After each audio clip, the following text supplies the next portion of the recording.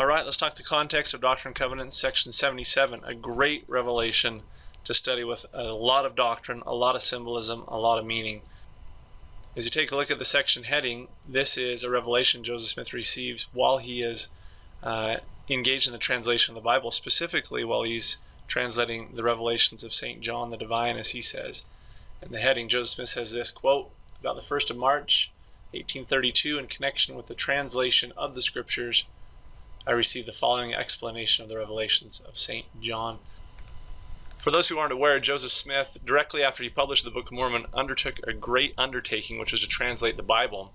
When he translated the Book of Mormon, Joseph Smith knew and saw that many plain and precious things, as Nephi said, had been lost from the Bible over the years. Joseph Smith, in another statement, said that it was apparent to him from the revelations he had received that many of the truths from the Bible had been lost through translation errors or deliberately changed over the years, or just its meaning and understanding gone. So he intensively worked on this Bible translation from the summer of 1830 until 1833. It's important that you understand, by the way, that translation was not literally meant that he was translating one text over into another text.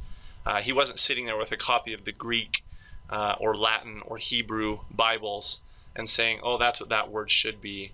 It was a revelatory experience, as you can see here. He meant it more as a transmission of ideas, that he was going in there and saying, this is what this meant. He was restoring things like intent. He was interpreting what was meant by there. He wasn't trying to restore it back to how it originally began. This was more a revelatory experience to teach us what the author intended. While he was engaged in this work, he comes to the revelations of John, and of course with all these beasts and figures and symbolism, there was lots of questions. So section 77 is Joseph and others asking the Lord what some of these things might mean. And so to help you out in studying section 77, I've invited my good friend Alonzo Gaskill from here at BYU in the Church History and Doctrine Department to talk to us about numbers, and numbers as symbols, more importantly than anything, so that we can understand, as we study this section, what might be meant by some of these numbers that get mentioned. All right, I'm here with my good friend, Professor Alonzo Gaskill, who has written a great book on symbolism, by the way, called The Lost Language of Symbols. And just want to talk to you a little bit, Alonzo, about symbolism in the book of Revelation and in Scripture in general, how prophets sometimes use numbers as symbolism. Just open up your mind. Tell us what you think. Well, I think one of the things that you have to keep in mind when you're reading scriptures like the book of Revelation or scripture generally speaking is that there are cultural things that are going on that you and I might miss. So for example, when I say Friday the 13th, in our culture we automatically think, oh, bad luck. Okay, that would not have been the case in antiquity, but I think the thing that you see with scriptures, you've got certain numbers that are used consistently, like 1, like 3, like 7, like 12, that were really pregnant ideas, meaning that people in biblical times would have recognized what this meant. And so there would have been no question that automatically would have brought either a visceral reaction or a positive reaction, and there would have been no confusion about the meaning. So you and I go and we read things in the scriptures that are numeric, and we will either gloss over that or take that quite literal, not realizing, oh, this is actually a very pregnant idea that would have had meaning, and therefore it's not explained traditionally in Scripture, because the assumption is the reader gets this, because it's a cultural thing. Yeah. So talk about a few of them. Like one, I think our culture is pretty good, like with, like when Jesus says, be one, or Adam and Eve became one flesh. Yeah, so the notion of unity. Right, that idea. Yeah. 3 is one that's constantly used, and part of the reason 3 is significant, of course, is because it's associated with God or the Godhead. Things done in 3s often are representative of something that is either of God or sent by God. So, for example, in Scripture, in the New Testament, or in to Abraham, or in the temple, you have this idea of 3 messengers being sent. Yeah.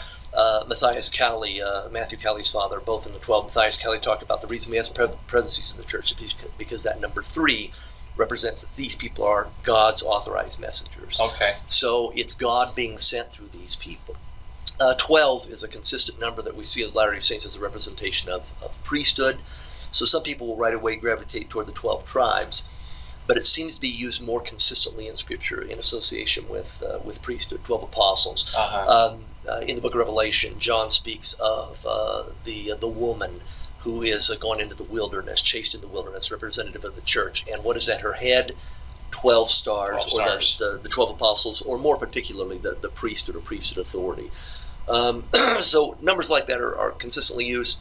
The number 4 is a common one that represents geographic fullness or totality. So when 4 is used, you often have this concept of this is going to affect all of the world, or it applies to all the world. So you think about this. In the baptistry in the temple baptismal fonts sit on the back of 12 oxen, right? And so you've got the number priesthood. This is an ordinance that's performed by proper authority.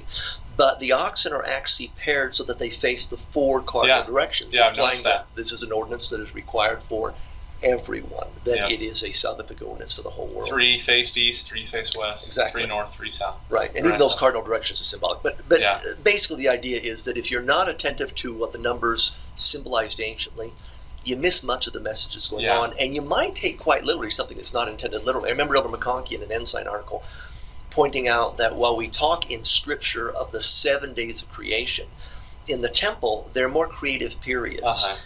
And the reason for that is 7 is the Hebrew number that means whole or complete or finished. And so consequently, when God says that in 7 days he completed his work, that's almost a redundant statement. It doesn't mean that there were literally 7 days or 7,000 years. It just means that it is divided into 7 periods to say it is complete. It's done. Tell me then about the number 3.5, because like in the book of Revelation, from what I've learned anyway, if 7 is a totality, 3.5 is a work cut short, basically. Yeah, that's something that's been arrested midway in course. Consequently, what you see is like the ministry of those 2 apostles in what is it, Revelation chapter 11, that will serve for some 3.5 years. 3 is 42 months or whatever. Exactly. And so the concept is simply that something has been cut short. This is an important concept because often we'll misinterpret scriptures, even as Latter-day Saints, because we're missing this. So related to that, 3.5 is used consistently to say something has been arrested, something has fallen short, not only of perfection, but of what it thought it would accomplish. Okay, now as you get ready to study section 77, let's just review some of these numbers as symbols or having meaning. 1, as we mentioned, is unity, wholeness, completion. 2 is opposition or separation. So here's a few other numbers, by the way. Good and evil, light and dark. You see 2 used all the time. 3, as was mentioned in our discussion with Professor Gaskill, is divine involvement or influence or presidency or messenger sent from God.